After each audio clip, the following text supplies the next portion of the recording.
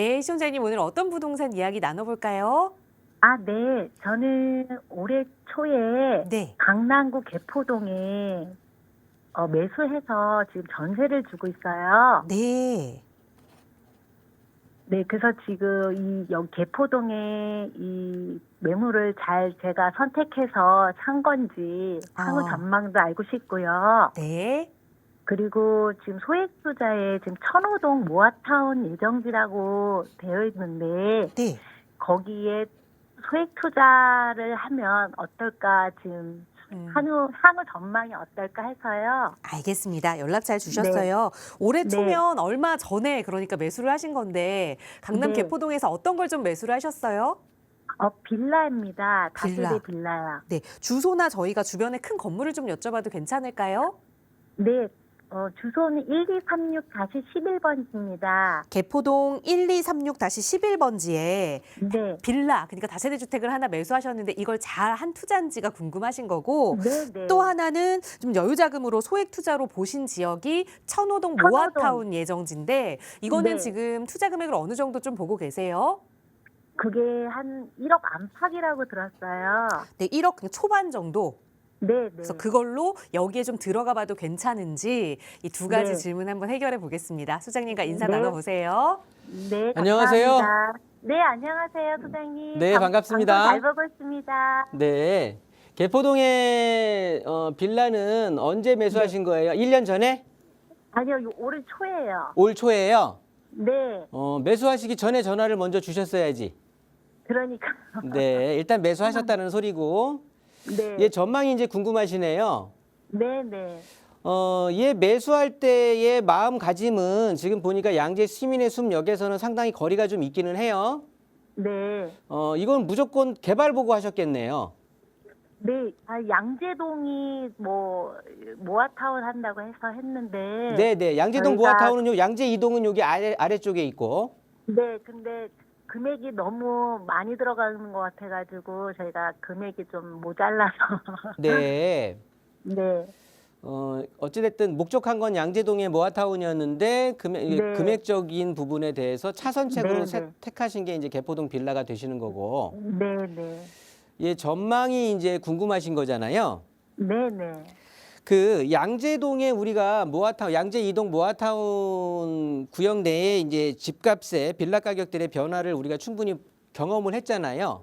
네. 그렇다고 보면 금액이 상당히 이제 올라왔는데 우리가 흔히 프리미엄이라고 하는 프리미엄이 형성이 되면서 금액들이 올라왔는데 그런 네. 면에서 본다라고 하면 개포동의 빌라도 가지고 있으면 네.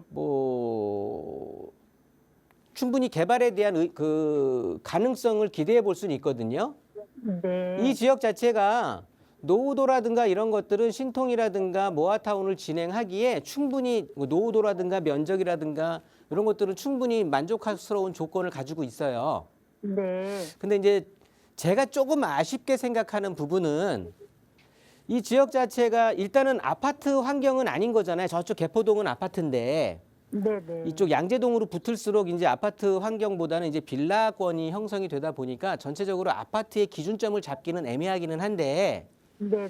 실질적으로 역에서 어떤 거리가 좀 있는 상황이란 말이에요. 네. 그러면서 이쪽에 보시면 개포 레미안 포레스트라는 아파트 있죠. 네. 이 개포 레미안 포레스트 같은 경우는 뭐 신축임에도 강남구 개포동에 있는 거 치고는 금액이 그렇게 높게 여겨지지 않잖아요. 네. 왜 그런지는 이제 불편하잖아, 일단은.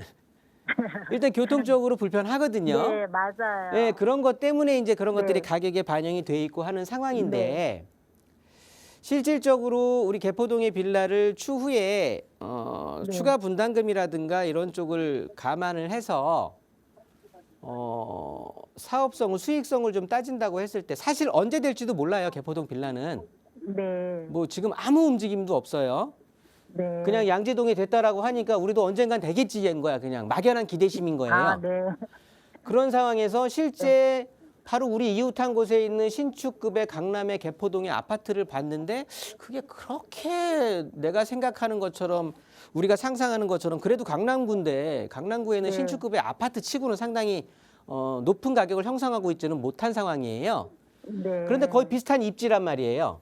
네, 네. 그러면 추후에 글쎄 이 시간을 오래도록 기다려서 네. 추가 분담금까지 감안을 해서 네. 신축에 대한 아파트로 변했을 때까지의 네. 시간적인 투자라든가 어떻게 보면 금전적인 투자가 괜찮을까? 이게 옳은 투자인가는 한 번쯤은 저는 생각할 것 같아요.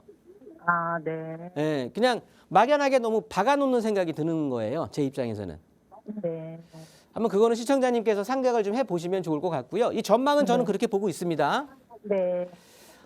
천호동에 있는 곳은요. 천호동에 뭐 대충 어느 쪽일까요?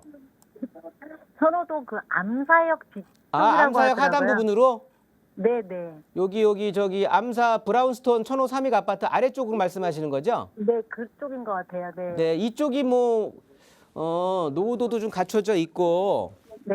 이쪽에 대해서 제가 오프라인에서 다른 분하고 상담을 한 기억이 있어서 네. 그래서 아는 건데 아마 시청자님 대충 지금 TV 보고 계세요? 네, 네. 대충 이 지역 제가 표시한 이 지역 어디쯤일 것 같아요? 네, 네. 네. 그죠? 그쪽인 것 같아요. 네. 네, 이쪽 지역 같은 경우는 네. 조사를 해 보셨나 모르겠지만 일단 재개발 그냥 말 그대로 재개발 추진 움직임이 있다. 여기도 마찬가지로 아무 움직임 없어요 지금. 아, 네. 아래쪽이란 말이에요. 이 네. 천호동이 이 강동구에서 지금 재개발이 좀 활성화되고 있는 곳은 네. 이 아래쪽이에요. 아래쪽. 요쪽 표시되는 아래쪽. 부분들. 네. 이 위쪽 암사역 쪽으로는 아직은 여기가 좀 어느 정도 정리가 돼야나 이쪽으로 이제 관심이 이제 다시 올라올 거거든요. 네. 말 그대로 극초기 상태인데 네. 극초기 상태가 아까 제가 영등포 지역의 재개발 추진 구역에 있는 걸 찬성한다라고 시기적으로 찬성한다고 했잖아요. 네. 그래서 여기도 마찬가지로 시기적으로는 찬성인데 네. 이 지역의 특색이 여기는 단독 다가구의 비율이 높아요. 네. 즉 시청자님께서 보시고 계시는 이 뭐 투룸 다세대 주택, 뭐 쓰리룸 이렇게 빌라 형태의 주택 있잖아요.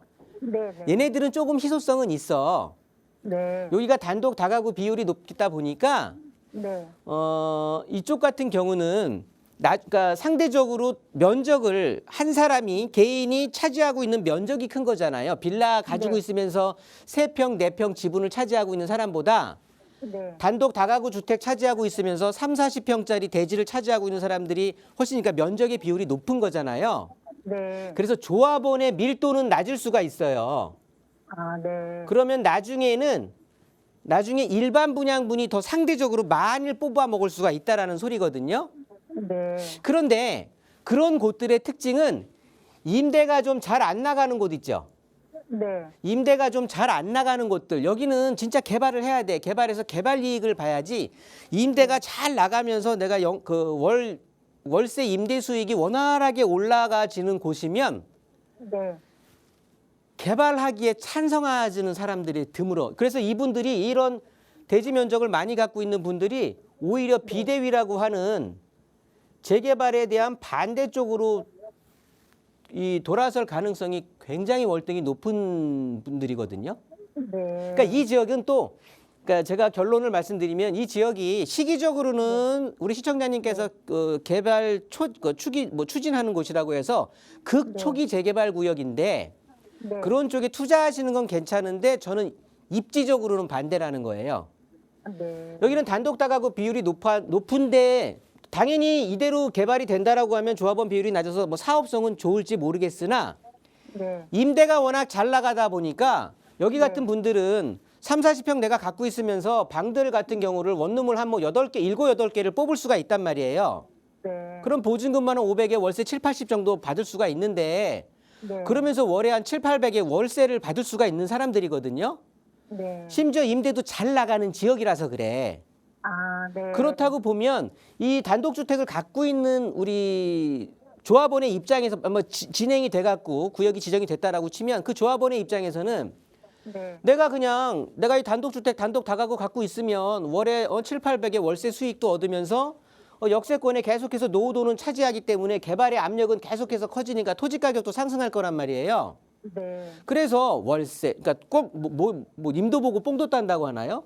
월세도 네. 받고 토지 가격도 오르고 하니까 그냥 네. 이대로 갖고 싶어하는 이 상황으로 스테이하고 싶어하는 사람들이 훨씬 그 심리가 더 강하게 작용할 거라는 소리예요.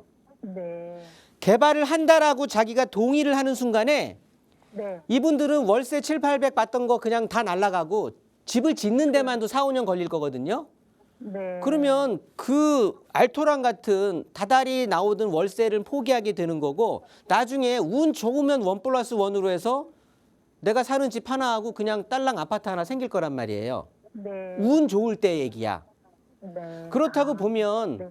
이쪽 지역 같은 경우는 저는 시기적으로는 선택을 굉장히 잘 하신 거고요. 사실 서울 재개발에 투자한다라고 하는 게 네. 사실 올해 정도까지가 저는 아주 피크라고 보고 있거든요. 네. 그래야 이제 선정도 되면서 수익성도 커지게 되는 거고 또 서울시 네. 부동산 어떤 정책에도 맞아 들어가는데 네. 입지적으로 저는 조금 다른 곳을 선택하시는 게 더 좋을 것 같아요. 아. 네. 그 방송 끝나시면 전화 다시 하셔서 1:1 상담 네. 신청 한번 하세요. 그래서 제가 상담 자세히 해드릴 테니까. 네, 알겠습니다. 그게 훨씬 좋을 것 같아요. 네, 감사합니다.